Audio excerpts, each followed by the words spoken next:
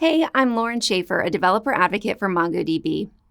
In this video series, I've walked through how to use MongoDB Stitch to create a very basic blogging application that allows users to comment on a post. So far, I've been hosting this application locally on my machine. I'm ready to launch my blog and put it on the internet. As always, let's start with a look at our architecture diagram.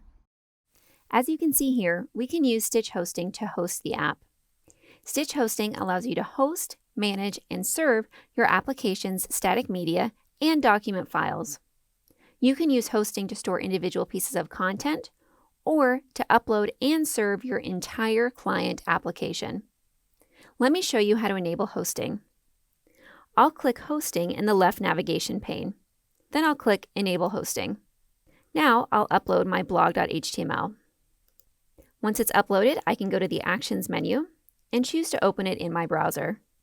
And hey, now we can see my blog is online for anyone to view. If we look at the URL, we can see it's pretty long. In a few minutes, this page will also be available at the shorter URL we see here. You can also choose to configure a custom domain if you'd like by heading over to the Settings page. Now, let's say that I want to make my blog a bit more visually appealing. I've created a new HTML file that is very similar to my original blog.html. I've added some CSS to make it a little prettier.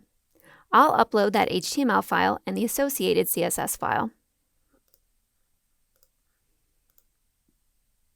I'll open that new blog page, and we can see, yeah, my blog does look a little bit better now. The nice thing about Stitch Hosting is it can do all of your development in one place. You aren't having to find a hosting provider, configure a payment method, and get everything configured. You can continue to work in the same Stitch UI you've been using for your development. That wraps up today's video. You're not going to want to miss my next video. I'm going to give you a little wow factor. I'm going to implement automatic email notifications, and I'm going to do it with only 35 lines of code. See you next time.